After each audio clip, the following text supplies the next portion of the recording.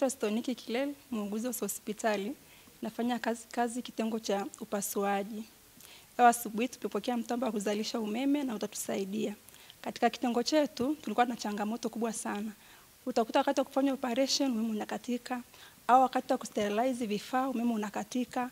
Kwa hiyo kazi zilikuwa haziendi. Kwa hiyo mtambo utatusaidia na utaturahisishia kufanya kazi na kuwahudumia watu kwa ufasaha.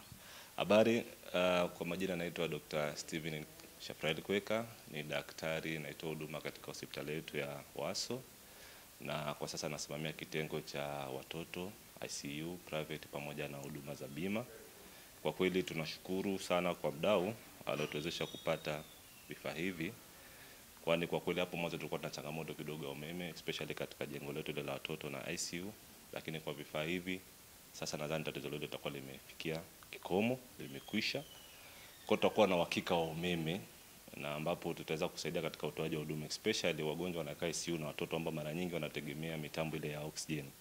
Kwa hiyo kwa vifaa hivi kwa kweli nadhani vitasaidia sana katika upatikanaji wa umeme pamoja na huduma ambazo zinatoa katika kitengo cha ICU pamoja na wodi za watoto. Naitwa Dr. Titus Thomas, ni Head of Department of Obstetrics and Gynecology katika hospitali ya Waso. Kwenye Obstetrics and Gynecology tuna department ya neonatal ICU ambayo tulikuwa tunapata changamoto ya oxygen. Umeme kwa katika ilikuwa ni vigumu kupata watoto wetu kupata oxygen kwa sababu ya umeme ambao sio uhakika. Kwa kuja wa mtambo ambao ni ufadhili wa Prowatchinga, watoto wetu tunaona tutawasaidia kwa kuwa na oxygen ambayo umeme katika tuna reliable source ya energy ambayo itatusaidia kwenye oxygen na watoto kupata joto.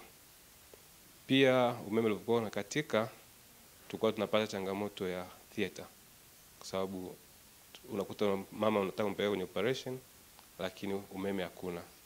Lakini kwa kuja kwa huu mtambo natumaini kina mama wengi watapata msaada kwa haraka.